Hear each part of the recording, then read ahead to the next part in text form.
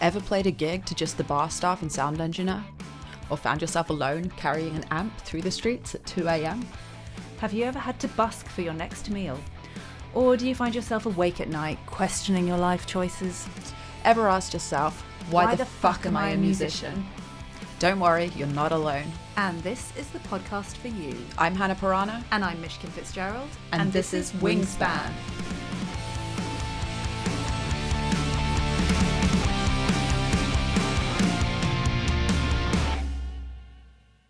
Hello, it's your favourite witches back again. Hello. Coming from Brighton, from a very sleepy pair of witches today.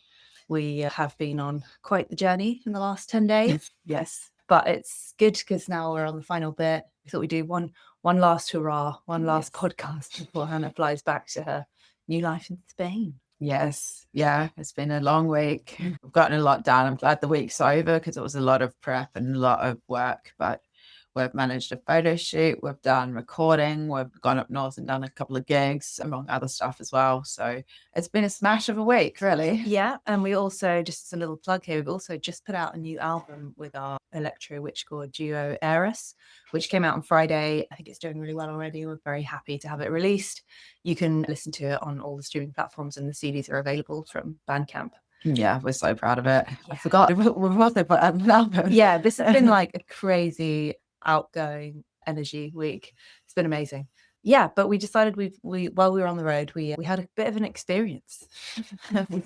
So today's podcast, just quickly before we do it, should we have a quick, we don't really need to do a check-in, do we? Because we're both just knackered. Yeah, I guess that was the check-in. Yeah. We're tired and we've achieved a lot. Yeah, pretty much. That's our check-in. We're tired but accomplished. Anyway, today's podcast episode we've been thinking about for a while, and it's called All on Black. It's about the way that when you're a musician, you're always gambling with what you need to do, whether that's to get a music video done in time, a recording, whether you're like putting loads of money into some PR that you don't know is going to work out. But essentially, All on Black is all about those moments where you just have to place your faith into the universe and step forward and hope that it's a success.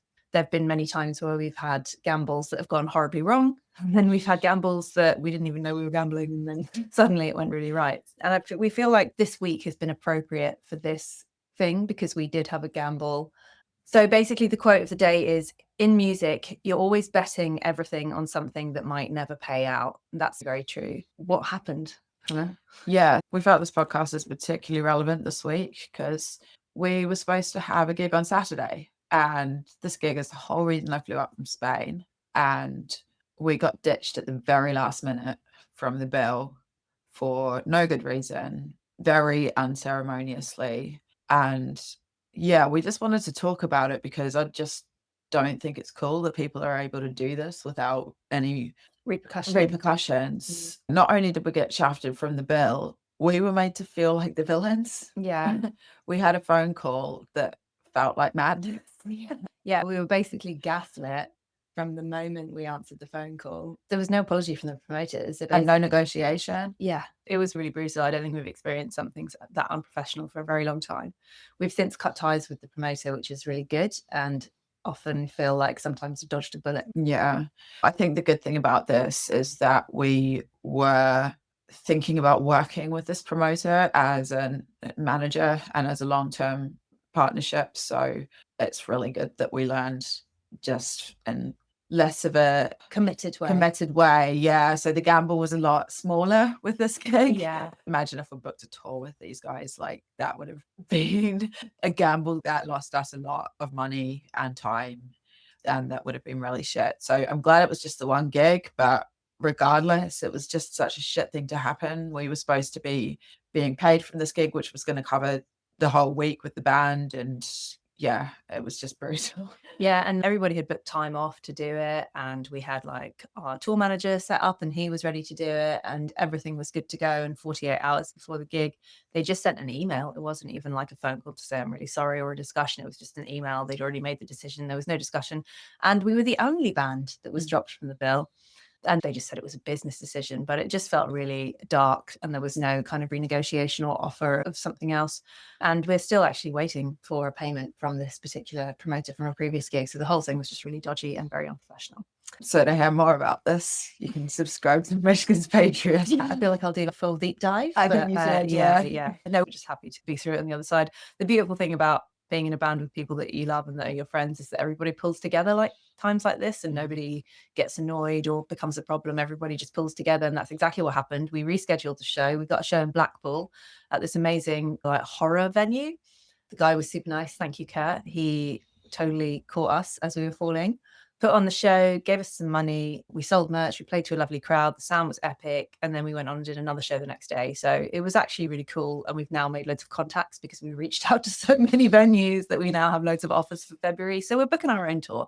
And that feels really empowering. And as Hannah said, I think we dodged a bullet. Yeah, onwards and upwards. But today's podcast is particularly relevant. We're basically going to go through 3 sections: the financial gamble, the time gamble, and the emotional high stakes table as well. Anything more to add about the gamble with the tour or anything? Just that there's so many gambles. I'd say music's one of the industries where you most put your faith into something because you're not sure how it's going to play out.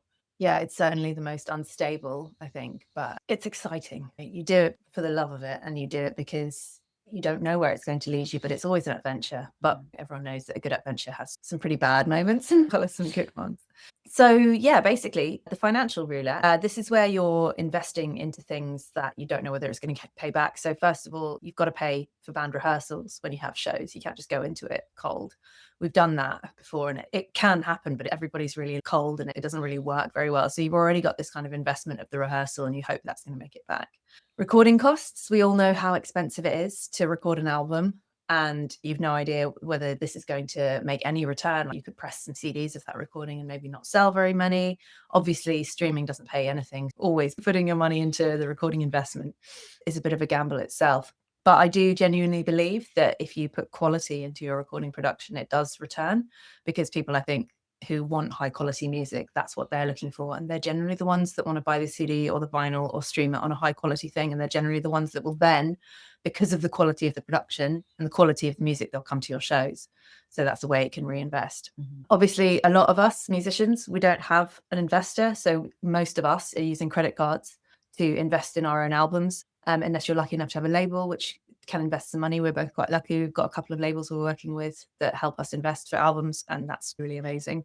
The other financial investments you can have is tour deposits for venues. You might not break even. Sometimes musicians have to book venues where they're paying the venue, paying the sound engineer, and then hoping to make the money back on tickets. We try to avoid that as much as possible, unless we know it's going to be a sellout gig and we'll make more money on the tickets than the guarantee. But generally, yeah, that's like a massive gamble. And then merch. Merch is a huge gamble. Sometimes we press t-shirts and they've just not sold. I remember a fateful and terrible investment where I basically I've always tried to cut corners. I've got like ADHD, so I get really impatient. And then I'm like, oh, this is fine. This is cheap. It'll just do. And I remember getting some awful t-shirts printed for our Birdie's Baby launch, The Bullet Within.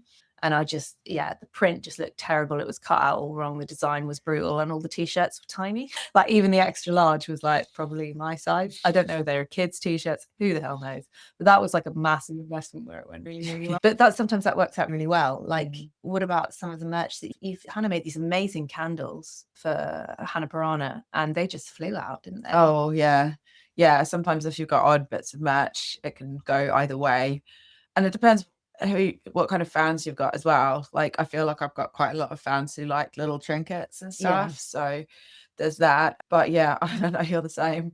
Probably like half of my storage is filled with merch. Yeah, it just sits there. I've got so many orange vinyls in my attic. It's just a bit depressing. Oh man. Yeah. I've got t-shirts left over from like pledge campaigns. I've got different designs of t-shirts from tours. And the thing is, unfortunately, you can't just rely on one design of t-shirts to sell. Like you do have to have new stuff, because you'll have the same fans coming to different gigs and they're only going to buy one t-shirt of design. So if you want to make money on merch, you often do have to have a variety of designs, maybe a new design for tour t-shirts, all of this stuff. So it's really difficult to invest in merch long term because it will take up a lot of space in your attic. Yeah. I don't know if you can see those boxes. Just, I don't know, you won't be able to see it on the podcast, but my entire music room is just full of boxes of merch. And the worst thing is when someone buys one t-shirt and you're like, okay, it'll take me 45 minutes to find this t-shirt. You know, they're just like rummaging through. You're like, somebody bought an extra small of this t-shirt that I printed in 2012. Where the fuck is it? Yeah. And then sometimes you lose track and you're like, do I even have a Oh, t-shirt in that's that the worst. You size? make like a massive load of sales and you realize you've got none of the sizes left. And you're just like, great, can't wait to reprint something that's now going to sit in my attic for another 10 Yeah. years. Especially if you're on tour, sometimes like in the like chaos of tour, you can lose track of your stock take. And then that's awful because you've sold t-shirts on tour that you haven't then taken off Bandcamp, and then you sell the t-shirts on Bandcamp and you're like, yeah, oh my God. I feel like every musician who's listening to this is, yep, that's the worst. Yeah. Wouldn't it be great if we just had a warehouse that dealt with all our stuff? Wouldn't it be great if we didn't have to do 10 people's jobs as well as our own? that would be. Yeah. Another financial gamble that I wanted to mention, and this is probably the biggest and most relatable, is PR campaigns. Oh my God. Yeah. PR campaigns. That's just, it's generally a gamble that, like, I think no matter what you spend and how well the PR company does, it's always a bit of a lose because PR, maybe not these days, but PR is so expensive, especially for like campaigns 5-10 years ago. It was, and you couldn't really get contacts of anyone, you know, in like bigger papers, and you are just throwing money at these companies hoping that they can get a hook, and they always seem to promise the world and never really deliver. That's why we don't really do PR anymore, do we? Unless it's like personal PR that we're going to contact ourselves or get somebody that we know and trust, like from our label, like Not Saying to do a really good job on PR. Yeah. It's really great when you've got a team to deal with that and you don't have to do it as the artist. I had a terrible PR experience the last time I did it myself. I went with this company who produced no results and then promised they would do some extra work for free. And then COVID hit and they used it as an opportunity to just ghost me. And I've never heard from them since. Yeah, so bad. And we're talking like a lot of money here. It's a lot of money. It seems to be the most expensive part of the music industry. Again, maybe not anymore because people are just being able to do more things themselves. And there are a lot more like programs now to help you with PR. But yeah, PR is a huge gamble and it's really difficult. Okay, so let's use this gig dropped as an example of how much we might have lost. So Hannah's obviously booked flights. We've got petrol money. We've paid for a rehearsal. Everybody's taking time off work. We've got to pay for food. That's 4 people, sometimes 5 when the tour manager's there, that you've got to think about breakfast, lunch, and dinner. And if you're not thinking about that in advance, it's very expensive. You're talking about like service station expenses. Yeah, everyone's spending like a tenner every time they stop on the road, and you've got to take that into account, or you're going out for a meal. There's just so many things. What other little expenses? Like merch, if you're doing that. Yeah, merch run and everything, all the stuff that we invested into it. And then you've got this one show that's going to make all the money. And then last minute, it gets pulled from under you and you lose everything. We just want to put it out there that this really sucks for musicians. And one thing that I think we'll do from now on in future, which we generally have done, but we just didn't do it because we were on quite good terms with the promoter before this happened, is put a contract in place. It doesn't have to be a particularly complicated one, but certainly we could get somebody to help you with it. Make a gig contract that says you cannot cancel 48 hours in advance, but you have to pay half the fee or something like that.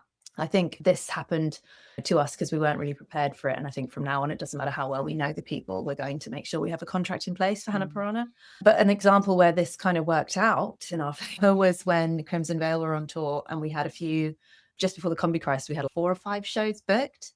And obviously, like, the ticket sales were abysmal, and the promoters just dropped them one by one, these shows at a time, because we're just not really a big enough band in that scene yet. And they realized quite quickly that they weren't going to be able to fill the venues. And then one promoter left it to the last minute and then tried to cancel it. And then our manager, Frank, brought up the contract and was like, you've said that you have to pay them anyway. So there was quite a lot of quite heated emails, I'll say, going backwards and forwards. And we were all, oh, this is really bad. And eventually Frank says, you either pay the fee and the band don't play, or you pay the fee and the band do play. And the guy diligently and very kindly put the show on, paid us. We played to about 12 quite large biker dudes in a venue called Hell. It was very strange. Yeah, we were quite apprehensive at the time that we'd turn up to the venue and it would be a really frosty atmosphere, but fortunately, like, they were actually really lovely. Yeah, so they were really lovely. Yeah, it was, but we were so nervous about it. Again, this is another gamble, but that had a contract, so the guy couldn't get out of it. We got through it like that. That's a good way you can protect yourself, but it is really difficult, especially if you're starting out. You don't want to be like, oh, I'm playing my local pub like for 50 quid and be like, excuse me, I've got a contract for you to sign. They're going to be like, what? Yeah. But at the same time, that is a way you can protect yourself.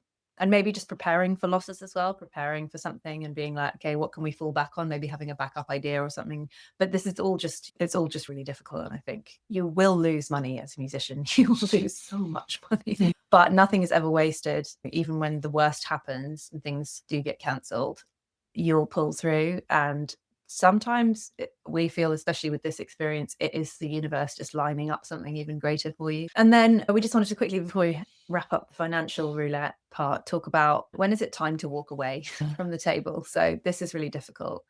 The temptation with the gig that we had pulled from us was to try and negotiate like something else, which we did actually try to do, but it was just met with a very cold reception. And it became quite clear that they were not going to try and help us out with this, and just essentially just like gaslighting. I'd like to add at this point that every time we tried to make a point on the phone call, we were told we were being emotional, that we had an attitude, and that we were rude. So yeah, the conversation basically just went down the plug hole very quickly. And at that point, I looked up at Hannah because I was being the mediator. We'd both make points, but I looked up at Hannah and I just made the signal like, we should cut this. And she just nodded her head. And we knew at that point that it was like time to burn that bridge to the ground. It was the moment the guy's wife came on the phone. Yeah, we had no idea she was on the phone. And yeah, she just busted in with another really like sideways point that made no sense. So yeah, we were just like, it's time to go. We were just like, I can see this isn't a professional situation in the slightest. Yeah.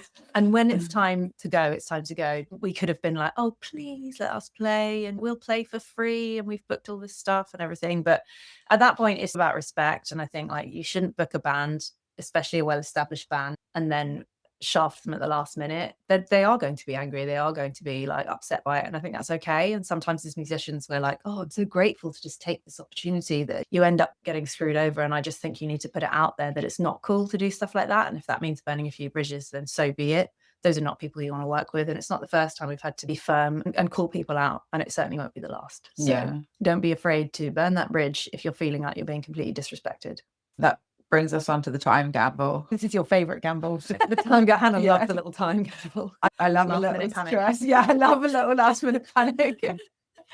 I just thrive on the drama of it. I just remember so many shows where Hannah's like, where are my in-ears? And she's just love a last minute panic. I'm there having a heart attack, but Hannah's just like, love a last minute panic. So funny. Yeah, no, it's because I'm like quite disorganized. You're not. But yeah, like the first time gamble I'd like to mention is the lifetime you spend on being a musician. Yeah. You'll never get those years back.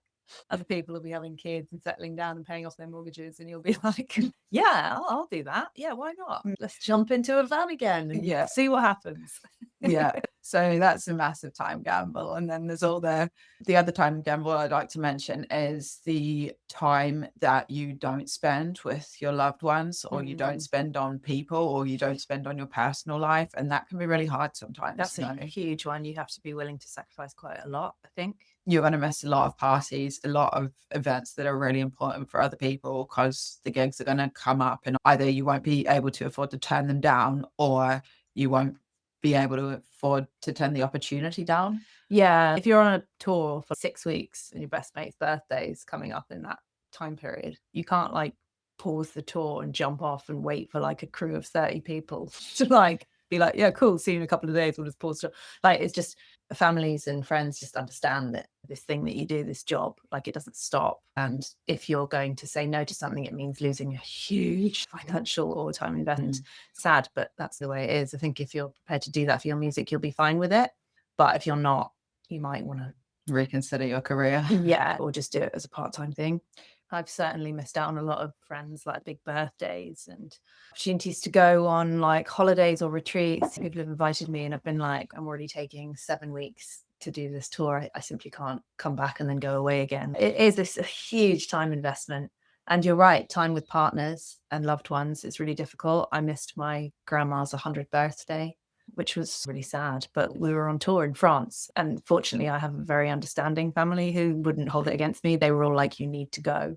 And we did a screen time thing and it was really nice. But like, I missed out on that memory and time with family to do this. And it can be a bit heartbreaking sometimes. But I think also what you're doing is so huge sometimes with music that the investment is there because it is such a monumental thing. When people look at musicians, and they're succeeding, they're living the dream. Like, how many times has somebody said to you, like, you're living the dream, you're living the dream? And I think everybody understands in order to live that dream that you're going to have to put other things down. And I think people do get that, because it's not just, oh, I just wanted to go to a meeting. It's not something like that. It's the dream is being on stage, and being on stage to like hundreds of people. Yeah. So that's what it'll cost. The other thing I wanted to mention actually in this context is that my cat was put down this week. I wasn't expecting it. He was a bit ill, but it escalated really fast while I was away. And this is a massive time gamble as well, because it was devastating not to be there and not to say goodbye to him. But what can I do? I'm in a different country for a gig. And this is why I extra resent this gig being cancelled, because it's like, literally, I missed saying goodbye to this really important thing in my life. Yeah, definitely. I feel the need to add here as well that Hannah's cat is called Dustbin Sam, and he is the most evil cat you would ever meet by a long way. Like, some cats are evil, they're evil. Not this guy is like actually like the devil incarnate. We know he's not resting in peace. He's not resting in peace. He is down in hell, like in the fires, and they're all like running scared. The reign of terror has ended. But yeah, it was awful for Hannah to have that show cancelled and then not be able to say goodbye to her pet, being over here, unable to do anything. So yeah, the time gamble can be brutal sometimes. But we know what we're getting into with this, and these things happen. And yeah, I have to say I did resent the gig being cancelled in this light, but also I don't, because I know that this is a choice that I've made through choosing this as a career, and sometimes devastating things are going to happen as a result of that, but I'm still choosing to make that sacrifice. Yeah, exactly. It's never easy, but it's always worth it. Yeah. So at this point, I feel like we should mention that Hannah accidentally boosted a post. This is quite funny. And also, I think like everyone's just going to relate to this, but we weren't going to share this, but I think we're just going to share it anyway, because the podcast's all about oversharing things you shouldn't. But basically, like, we had to share that we had this gig cancelled. And obviously we did it in a professional way. We just said the promoters have made a business decision and we've been dropped from this show. We didn't say anything about how it happened or anything. We just said that. And we put a little cancelled sign over a band name on the poster so that the other bands were still there, and blah, blah, blah. And then Hannah wanted people to see it, obviously, to know that our fans weren't going to turn up and be really disappointed. God, we had a fan who travelled from Estonia to see the show. It was like, there were loads of people who booked accommodations and stuff like that. Again, just a massive gamble. And Hannah boosted the post and didn't quite realise that she'd boosted it, and it was rolling over, and ended up spending £18. But then you were really happy about it, aren't you? I feel like my high vibe is being petty. I feel like that's like my happy place, is when I'm doing something really petty. And it just filled me with joy to be that petty that I would spend money on boosting a post just to like be a bit spiteful. The funniest thing was that they had posted about the event and it got 37 likes, but our post about being cancelled had like over 100 likes within a day, and loads of comments like, what's going on? Oh no, I'll PM you and stuff like that. Hannah was just like sitting there with the popcorn. It's like, I'll reply. Oh, is somebody else asking me what happened? It was really funny. But then what happened was, right, we had the royalty payments out from one of our distributors, and Hannah's royalty payout this month was exactly £18.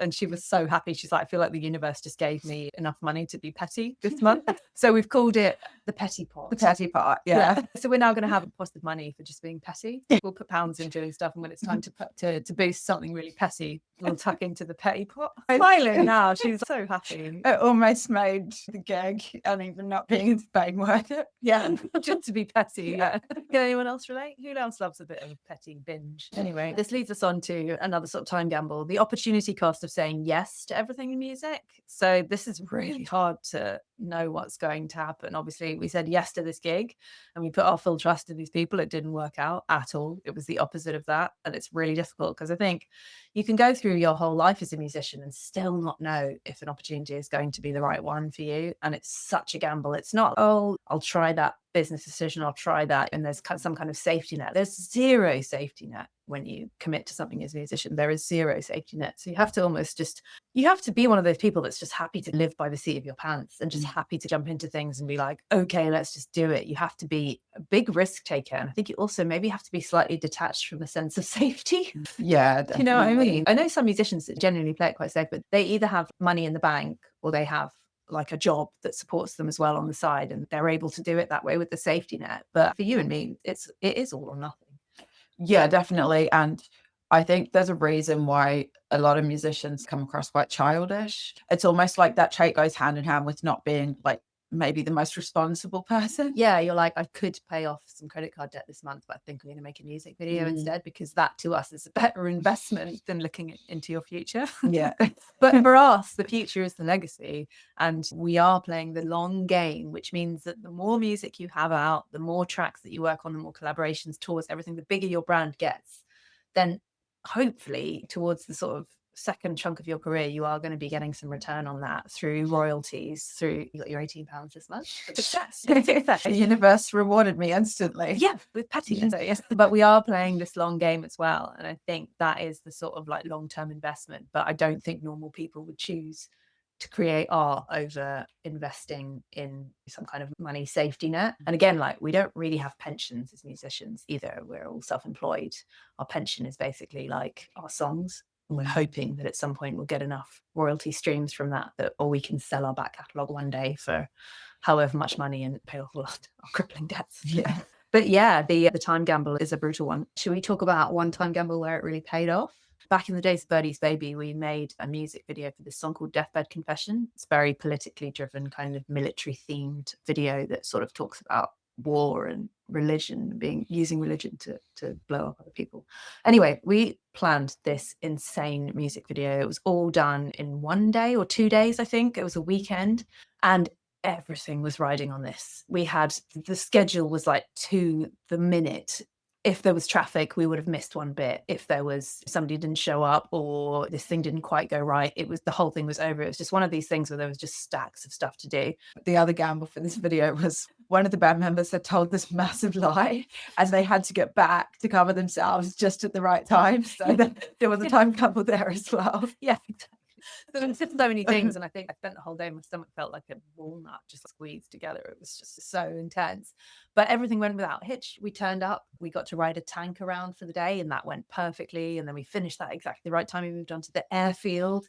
There were these flares, and it was like, are these even safe to use? And at one point, Hannah's like holding like these giant flares, and is something going to catch fire here? Everything was just this horrific gamble where it was just like, this is so bad. And yeah, but again, everything went without a hitch. We got all the footage. The videographer was incredible. Everything came out perfectly. We basically finished with a minute to spare, got everybody back, quickly cleaned off the face paint, and then sent our band member back into his lie. And yeah, it all went really, really well. And we were able to cover all the costs, and the video was absolutely phenomenal. But that was like by the skin of our teeth. And I know that we had a Hannah Piranha experience recently where that happened too. Yeah, I had a similar experience for my Elixir of Life video. So sometimes when you've got a lot of moving parts, you have to coordinate them, and it's sometimes not an ideal situation. It can be a real gamble. So I had a hall I was trying to hire. I had my videographer who could only make like certain dates. I had the ballet choreographer who could only make a certain time frame, and then I had the hall, which was quite expensive, so I wasn't able to do it for that long. And so I think I had a window where everyone was there for about 2 hours to do this insane ballet routine. And I was like, if this doesn't work out, I'm going to have to book the hall again. I'm going to have to book all the people again. I'm going to have to coordinate another date, which might be in 6 months' time, where everyone can make. And yeah, my stomach was in a huge knot for that day, but it paid off. We managed to do it all within 2 hours, which was absolutely insane. But everyone just pulled together. And I think musicians, even if we are quite irresponsible and all of that stuff, we are quite efficient. Yes. Yeah. When we need to be, we really do pull things off. And I think also as well, by the time you and me have gotten to this level of our career, the gambles are getting a little bit safer because we know what it means to just have to rush and do everything. We're not going to panic so much. We're just going to be like, you know what, we've been through so much and so many videos and gigs that when something happens, it just rolls off your back, doesn't it? Definitely. And we're quite used to getting everything done really efficiently. Yeah. And that's just something that's a really great skill. And I think as well, it's quite cool because you do become quite good at problem solving. Like insanely good at problem solving. So I feel like we can go into any situation, and if there's an issue, we'll be the people that you want around to try and fix something. Yeah, it makes you very resourceful. I remember another thing as well. I had a gig, and it was supposed to be like this kind of multimedia gig. So I had a dancer and everything, and it all rode on this visual aspect. And on the morning of the gig, the dancer cancelled on me. and you don't have time to wallow No. when these things happen. Like, we don't even get upset. We're just like, okay, what are we going to do instead? Yeah, exactly. It's really cool. And like sometimes you'll get footage back from something and you spent loads of money on it, and then you'll look at the footage and be like, this doesn't really look how I wanted it to. And now the video takes on a completely different form. And that can be really difficult as well because you've spent time and money and energy. We've done that with loads of music videos where we've looked at the actual vision of it and been like, it's not really how I pictured it in my head. And you just have to try and cut some new footage in or do it in a different way. Or sometimes you just cut your losses, walk away from the table and be like, it's okay. It doesn't have to be exactly how it was in my head, as long as it's there and there's something. Yeah, definitely. You do have to compromise sometimes, and you do have to realize that actually not everything's going to match up to this ideal vision you had in your head. And actually, that's okay. And you just have to keep going. I think that's the main thing, is don't let a bad gamble spoil what you've done. Yeah, I think that's the difference between achievement and potential. Like, I think as a musician, you have to let go of perfectionism, because I also know a lot of people who haven't been able to let go of their vision versus what came out, and actually their career's been massively stunted as a result. They just don't get things done. Yeah, they're just living in pause mode for ages just because they want something to be perfect. And I think a bit of that's good. It's good to have a really high quality vision. You'll make more high quality music, but there is a point where you are just letting the time gamble get the better of you and just investing loads and loads of time, but nothing's really coming out. At some point, you are going to have to just walk away from that album Yeah. or that vision and just move on. Before you know it, years have passed. I think actually that's where, as women, we do get more done, because we do feel that sense of Urgency. years going by. And unfortunately, like, whether we want to or not, we do feel the pressure of aging. And I think as a result, maybe that's also a reason why we have just gone ahead with things and tried to make it work. Yeah, time is something you can never get back. The money, that'll come back at some point. It always does. Your energy comes back. It always does. But the time, you can never get that back. So I feel like that is the biggest gamble. And it's the one that you'll probably have to invest the most of in order to be a musician. It's the time spent. Definitely. All right. So part 3 is the emotional high stakes, betting your mental health. Something we do every day as a musician. Every year you're putting out music, you're putting out songs that are generally quite exposing. You're creating something that you don't really know how it's going to be received by people. You're also exposing yourself by putting yourself on stage in front of people. Generally, just going to a gig, you open yourself up to people, and it can be really exhausting. It can be emotionally draining. It can be quite difficult. And there's a lot of extreme highs and lows. And generally, musicians tend to be quite neurodivergent people. They're quite sensitive people. So it's a real double-edged sword, this part of being a musician, the mental health. So one of the ways that we can really struggle is putting your self-worth with your stream count or your YouTube numbers. That's something that we've covered quite a few times in our podcast, and just trying to detach yourself from that and knowing that's not really the reason that we're here as musicians. Is not to get like 1 million streams. That'd be nice, but really your job is to just put out good music, and that's why it can be really difficult to enter this part of the release. The emotional cost that putting out any music is just quite high, isn't it? Yeah. And there can be lots of things that actually you measure your self-worth by, and it can be really hard to detach from. Someone posted a video of one of our tunes over the weekend, and you can just hear loads of talking over it. And we sound good, but are people going to be like, oh, people don't want to listen to them? Yeah. And there's a lot of stuff like that. I think it goes hand in hand with the streams and stuff. Like, people are listening. The people who you're reaching are being reached, but there's going to be a lot of kind of noise in between it. Yeah, and you can get up on stage and be like, okay, here's the gamble. I'm going to put myself out there. Basically, that's the gamble, isn't it? And it's making yourself really vulnerable. And then you've put yourself in a room full of strangers and you're letting them control your emotional state by the way they respond to your music. That's the gamble. It's like, Yeah. are they even going to give a shit? And what usually happens is some people really do and some people really don't. And that's okay. Like, even when you're like in a situation where you're opening for like a massive band and you're playing to a huge crowd, like, that crowd are not there to see you. They're there to see the bigger band. And half of them will maybe be really into it because they're open-minded, and the other half are just going to talk over your set. But it can feel like those people that don't listen are the ones that get the better of you. And that's something that's really difficult to ignore. I think you do get better at it over the years, don't you? You learn to just perform for yourself and really enjoy it and be with your band members. And just the people that don't want to listen, like, who cares? They're not your fans anyway. So you're just playing for the fans. But I think that can be really difficult. Yeah, I think a lot of bands struggle because usually for bands, I think when they start out, they are playing to their mates, they're playing to a really receptive crowd. And then once you get past your hometown, I mean, I've never had a hometown, so I don't really relate to that. But for a lot of bands, once you get outside of your hometown and outside of your comfort zone, that's when a lot of bands really flounder, because most people don't want to play to new crowds who don't appreciate them. And you're going to have to face a lot of rejection. And that's really difficult. Yeah, and most crowds don't want to see something new. Let's be honest. Most people want to go and see a tribute band or something that they already know. There is just only a small, I think, group of people that are actually quite open-minded to seeing something new and put their own gamble into going to see something new. There's like millions of bands. There's so much quantity that sometimes it's difficult to let the quality kind of shine through.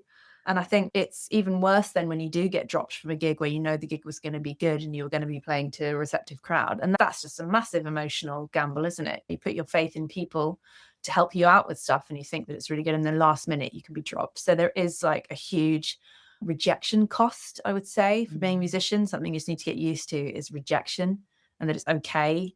Everyone gets rejected. If you look at all the stories of all the great musicians, they were all rejected hundreds of times. Or was it Prince opened for the Rolling Stones and everyone just hated him? He like totally flunked that gig and ended up being one of the biggest music stars of all time. It's a really difficult emotional tax to pay. Yeah.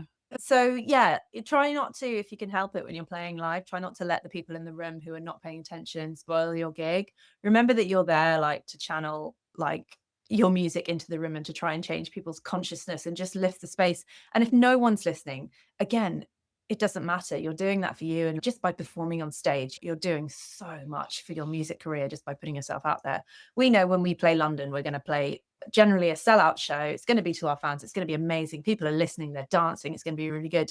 We'll go up north and we'll play to a pub and maybe only half the crowd are really into it. And that's fine. We're building, but it is always a bit of a gamble to go outside of your comfort zone when it comes to gigs. And I think that's where having a strong sense of self-worth by looking inward is so important, especially as a musician, because, for example, for that gig, yeah, about half the crowd were into it, half the crowd weren't. And I think for me, the success of that show was that my vocals were strong. Yeah. And I think as a musician, like placing your worth on that and placing your worth on what you're able to do rather than how other people are perceiving you is so vital. Absolutely. And I think, again, we just want to mention here as well, like it can be really difficult to watch people around you. It can even be difficult to watch your friends like being really successful or suddenly like their careers exploding and suddenly they're everywhere. And you're happy for them, but there is also a sense of when's it going to happen for me? And that anxiety. And that is, again, it's another emotional kind of gamble. You're putting yourself out there and hoping that one day it'll be you. Is that something that's just never going to be confirmed, is it? You have to just wait and hope and wait and hope. And I would say that the longevity is the thing that will get you there. But it is really scary to put yourself into a gamble where you're never sure if it's ever going to pick up in the way that you want it. And I think in our previous podcast, we did talk about what is success and aiming for success that is true success rather than based on how successful things look. But it can be really tough, like looking around you and being like, have I wasted my life? Yeah, definitely. Yeah. And like actually what you just said about even finding it difficult to see your friends successful sometimes. I think one thing I sometimes find difficult is with us working so closely, and often I will feel like people are responding to you and not to me. And that's not an overriding insecurity I have, but occasionally there can be touches of that. And you think, oh, am I not talented enough? Have I just not got that thing that people can relate to? And of course, it's a situation by situation thing. And some people will respond better to you or to someone else's music and stuff like that. But it can be pretty difficult, especially we are very insecure people as musicians. Yeah, like we live off of the compliments and we live off of the feedback that we get. And sometimes that feedback can be like directed somewhere else. Or I don't know if you've ever had it at a gig where somebody like goes, that was really great. And then they go up to a band member and then absolutely kind of, I don't know, give them like a massive compliment and it's really great. And you're like, oh, that's really cool. But then they say nothing to you. And then instead of being like, isn't that wonderful? My guitarist or drummer was noticed or whatever. But instead of being like, isn't that great? Your head, was I really crap? You know what I mean? Yeah. Like, oh no, did I not shine through? And it's just because some people are just watching the drummer. And Yeah. it's fine. That's what they do. Yeah. But it can be quite difficult. Or people go up and they don't know who you are or they mislabel you or something, or they put you in the wrong band or the wrong thing. And you're just like, oh, it's just a bit of a sort of sticky situation when you go into a gig and you don't really know who's going to say what. I think at one of the gigs we were at recently, some guy just said to Hannah, are you going to wear your hair real sexy like in your music videos and make the men weep? And you're just a bit like, wow, I don't even know where to start with unpacking that. But thanks for making this entire thing about my hair. This is the thing, isn't it? You're always putting yourself out there emotionally, hoping that someone will pick up on what you have done. And we can say that's definitely happened. Like, people have come up to you and spoken specifically about moments in songs and said how they've like deeply moved you. And those are the bits that you need to put into the bank, not the bits about how great your hair is, although that is nice to hear. Yeah, it's nice to hear, I guess. But yeah, I wish it would be a little less lustful. Yeah, just maybe. Are you here for the tunes? Or? Yeah. And yeah, that comes back to our thing that we've been saying recently about the portfolio of proofs. Need that so much. Yeah. And just maybe after a gig, because gigs go by very fast, especially when you've got loads of jobs to do and things can get lost. But maybe a thing I would suggest is when you get back from the gig, writing down all the nice compliments people have said. And then if you've got them written down, you're more likely to remember them. And then the next time someone compliments your bandmate and not you, you can look back and be like, I've had nice compliments too. Yeah. And also, I think it really helps to give the band feedback on how good everyone was that night. If everyone did a really stellar job and maybe the crowd were like not that great or whatever, like, it doesn't matter. But the point is, if you play really well, we always feedback to each other. Like in the van, Jim was like, oh, your backing vocals were so high. That's amazing. And like, then he was like, oh, Andy, you absolutely smashed it in the studio. And just like feeding back to your band members so they know they're doing a good job is like worth its weight in gold as well. You're investing in their emotions then. And that's not a gamble. That's like an actual investment into the band, is to feed back to how well they did. It was like, Hannah, your voice was absolutely amazing. And Hannah's stage banter was really bang on the last couple of shows. I made sure to tell you that. Yeah. Because that, again, that can be something that's really scary, isn't it? It's like you speak to the audience and you don't really know how they're going to respond. And you're like, you're taking off the mask from the song and being like, hiya, I've got some CDs for sale or something. And it always feels a little bit like icky or pokey and stuff. So it's great when, you know, that goes well in someone else's eyes and they can tell you that. And then you're like, oh, great. And that'll just go better for the next gig and the next gig and the next gig. And then you just get so strong that even the people talking at the back have to shut up because they're like, whoa. So there really is, I think, like more than the time and more than the money, there is a real risk, the emotional gamble. You can get really hurt in music. You can get devastated. And it's not just like losing a job or losing a colleague or something which you can bounce back from and go somewhere else. When you're in the music industry, like, there's no way out. You can't go into another music industry. You've got to sometimes get through things that are just so difficult. Even just Hannah performing on this tour, knowing that her evil cat had passed away, is just really hard. That emotional tax is huge. And sitting there with those thoughts in your head, it's just really difficult, isn't it? And I think sometimes you can get those voices that's like, why am I doing this? Why am I still here?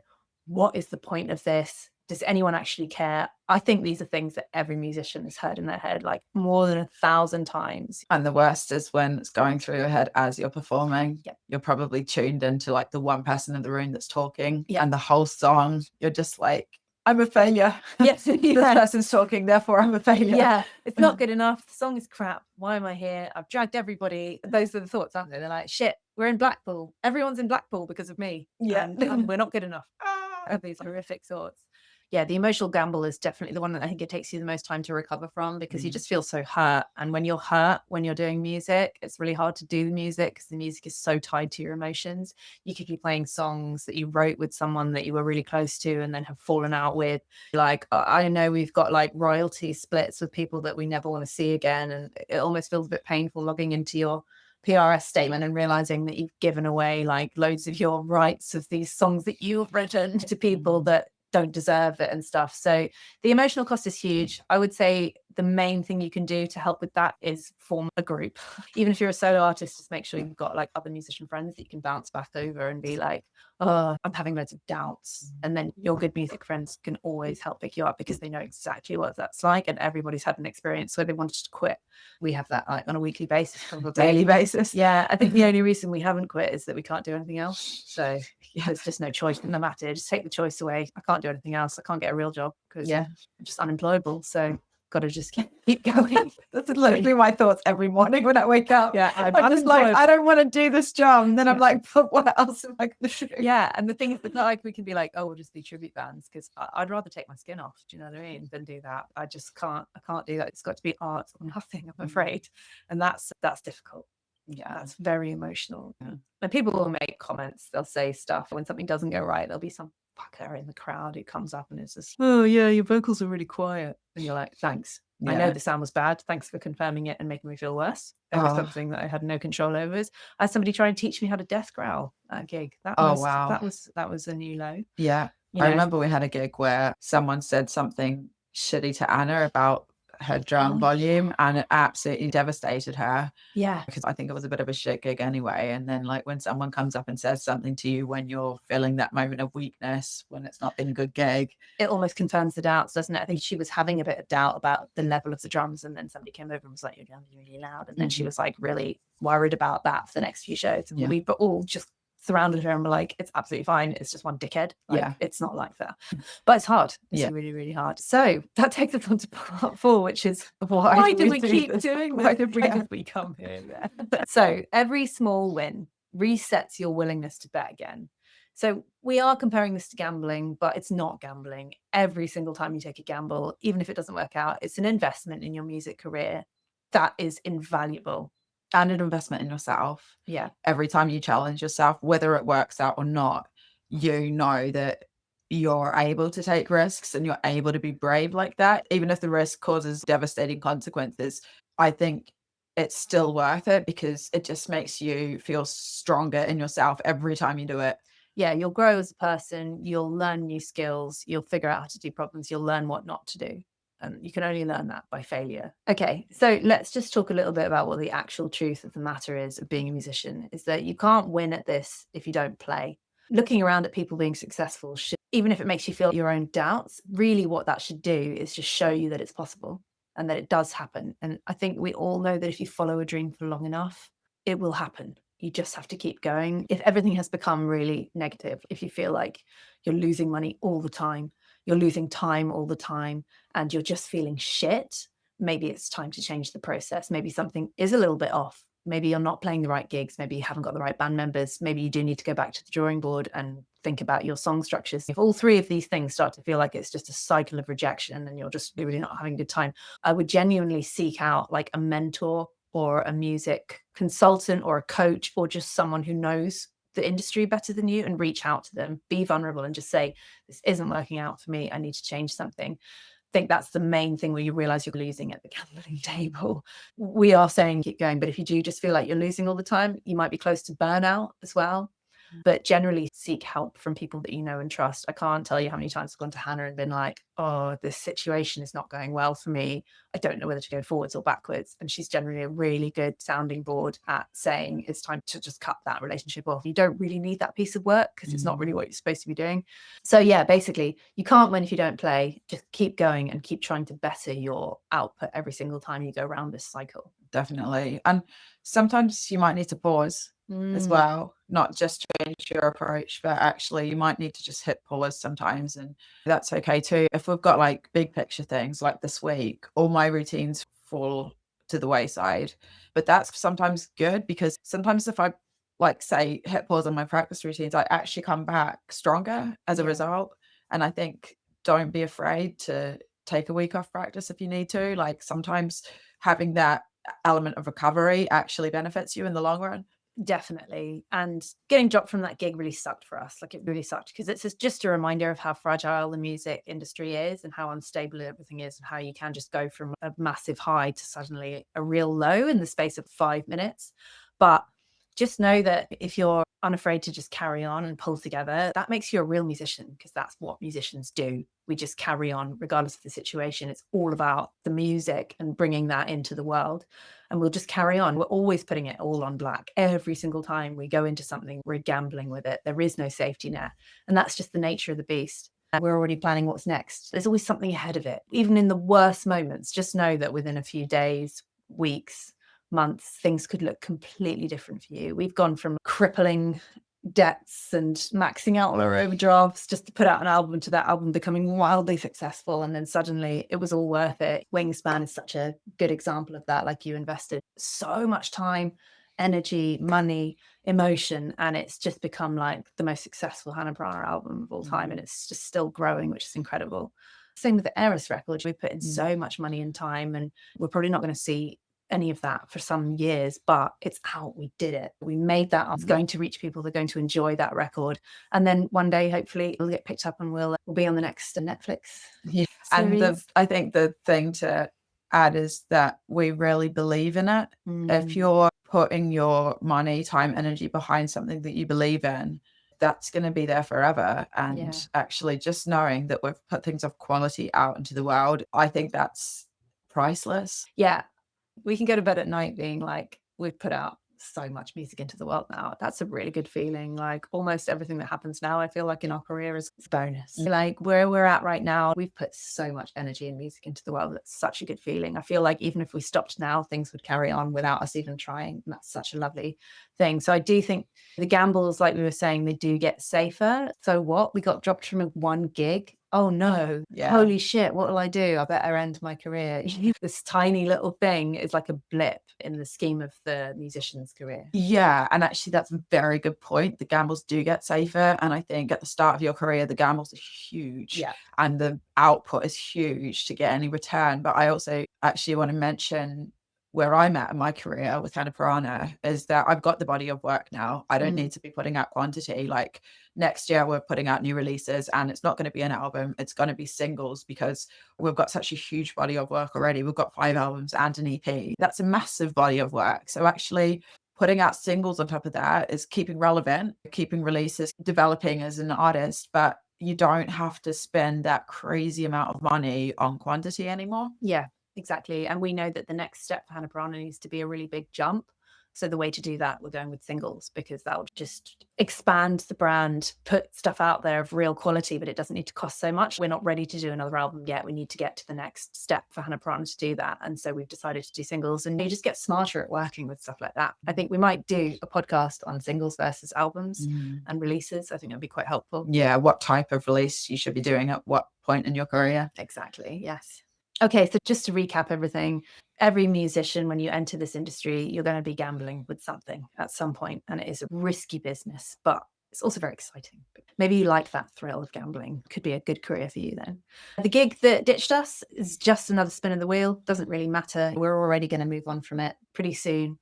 And it'll be a footnote in the epic career of Hana and something to laugh about. Yeah, something to be petty about. Yes. It gave us the concept of the petty pot. And I feel like that's just something that we laughed about so much in the tour van that it just gave us loads of comedy. And I think sometimes when something really shit does happen, all we end up doing is just laughing about it and making jokes, and it brings the band together with pettiness. Yeah, definitely. I think every bad experience you have as a band brings you closer. Like we've mentioned that before, like just having a bad gig together or having people treat you badly. It just brings you closer as a group and you realize what you've got with your band. Yeah.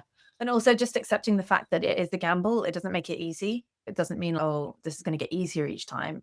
In some ways it does, and in other ways it doesn't get easier because you never know when the next loss is coming or the next disaster or something. So it doesn't make it easier, but it does make you stronger, I would say, for sure, because you can get through those bits and just carry on. And if you can do that, then you're really on the right path. Just to say to every musician out there, if you're putting it all on black and it feels terrifying, you're not alone and you're doing the right thing, okay? Basically, like just by carrying on. And I think we can say that Madonna quote again. She said, the most controversial thing I've done as a woman is sticking around. Exactly. Just carry on. These people that don't help you or you might have been let down by, fuck them. They're nothing. If you can carry on and just keep going, it'll be the success of your career to just keep going and just know that you're not alone. Like all musicians are gambling all the time, even the ones at top level. This is a terrible example because we're not really in this part of the industry, but Katy Perry put out a record recently that's just absolutely dropped. We only know this because Jim in his pettiness was like listening to it in terms of like morbid curiosity just to see how bad it was. And like, yeah, it's pretty bad, but she's just done a massive gamble. She's obviously worked with a team of people that have written songs, or I don't know if she's writing themselves, but something was missed. Let's be honest, quite a few things. And she's put this album out and it's absolutely tanked. People are just saying it's brutal because it is. She's gambled. It's not gone well. It's happening at every stage of every artist's career, no matter how big and small you are. And actually sometimes being an indie band, although it feels like, oh, this is exhausting, we're hustling all the time, at least it's not on a global scale. And if you put out a bad record, like probably just move on. Like Katy Perry, like that's gonna haunt her for a while until she puts out something better. But the point is, it's okay to gamble at mid-level stuff and lose. You can just move on a lot easier and pick yourself up, I think. I feel as a musician, you're always defined by your best work, not your worst work. Like Katy Perry, that album's absolutely woeful, but You're not going to think of that album when you think of Katy Perry. You're going to think of Firework. You're going to think of Extraterrestrial. You're going to think of Dark Horse. These are fucking epic pop songs, and nothing can take away from the fact that she's released these absolute bangers. Exactly. It'll be the wins that people celebrate and the Mhm. music that they love. Like they'll listen to the new album and be like, well, this is pants. And they'll just go back to the back catalogue, won't they? So, Yeah. you know, nothing is ever lost. And I think sometimes you maybe need to make something bad in order to be like, I'm not going to do that again. And I think, yeah, dark humor is really good at getting you through stuff. Like we are really good at the dark humor. I think even just creating something like the Petty Pop makes a whole weekend just into an absolute laugh. And just to acknowledge that the music industry is absolutely absurd. It's crazy and it doesn't work. It's broken. It's so broken. So like you are navigating through a swamp that will sink you at any opportunity. So just don't worry. If you love this and you want to do it, you're going to do it anyway, regardless of the pitfalls. So just some gambles are not going to pay off, and that is completely okay. We understand. Cool. The question of the week is, what is time where you put it all on black? Hannah, do you want to start? Yeah, so very early in my career, I decided to make an album because that's what you do, but I had no clue what I was doing. I went with the first producer I met, and I was just like, I just want to make this album, and it was not good. The production wasn't good, and I was very early in my songwriting career. Some of the songs were better than others. Some of them I actually re-recorded, so they can't be that bad, but yeah, I spent a lot of money on that album. Like I spent all my money, and it was like a pretty crazy amount for having no return on it. So that was a massive gamble. But looking back, the lesson I've learned is that actually every gamble is worthwhile, and it takes you to another step in your career. That was able to provide me with demos to move me on to the next level.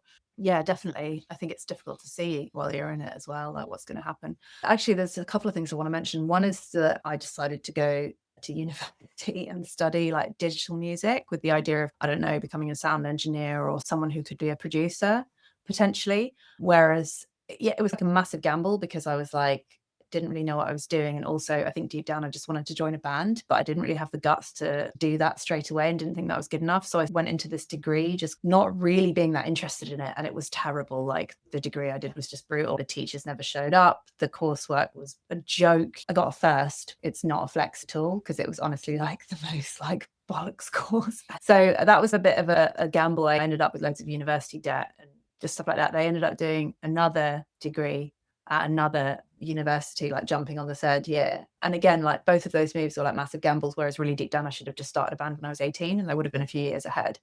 But having said that, I met loads of contacts at university that I never would have known. I did learn quite a bit about production. So I was able to like use that information to then help when I was getting produced and stuff. So it's helped me with that.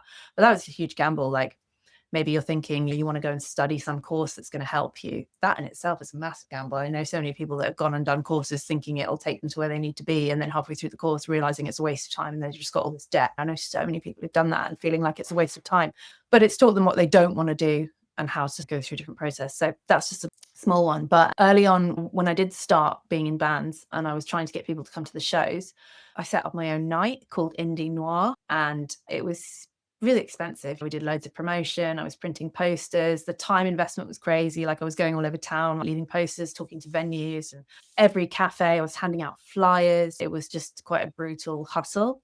I would pay the venues, I would book the bands, and then we'd have like artwork and poetry readings and all kinds of stuff. But they were really successful in the end. The nights were generally quite full. I was able to get a good crowd because it was listed as a kind of genre night. And I think maybe we did 5 or 6 of them over the space of 2 to 3 years. And it was just such a hustle. In the end, I was like, I can't really do this anymore.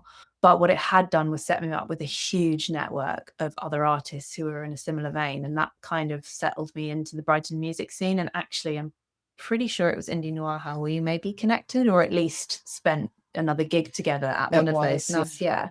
So yeah, I don't want to be a gig promoter. That was not an investment that really I should have been playing music and getting out there, but actually doing that enabled me to build up a network. So it wasn't a waste of time. It just ended up helping cement the early stages of my music career in a scene that I built on my own. So it was a huge investment of time, but it did really pay back. That's how I got in touch with Ember Honey, was through Indie Noir, and there were a bunch of other bands. So yeah, it connected me to a whole bunch of artists, and I think the network is so important in what we do.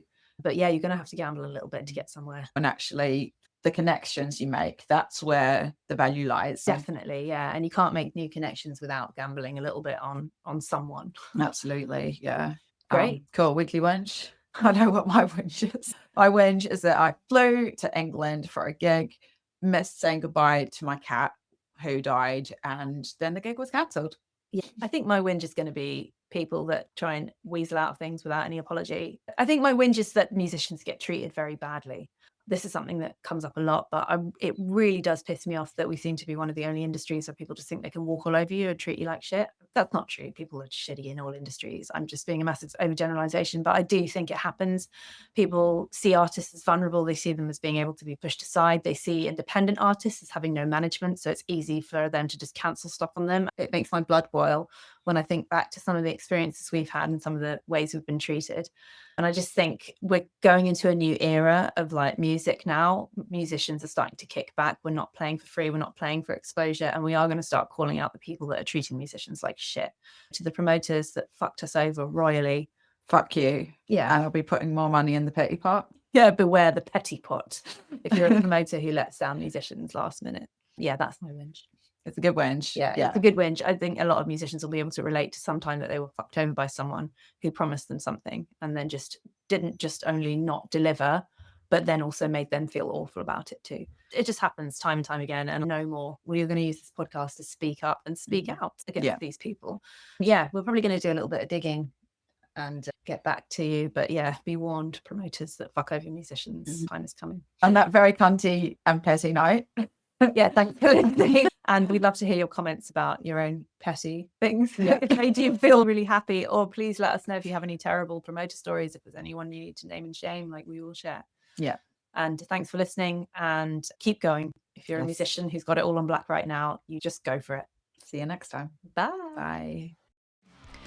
If you've enjoyed this podcast, don't forget to leave us a glowing review and tell all your musician friends to rate and subscribe.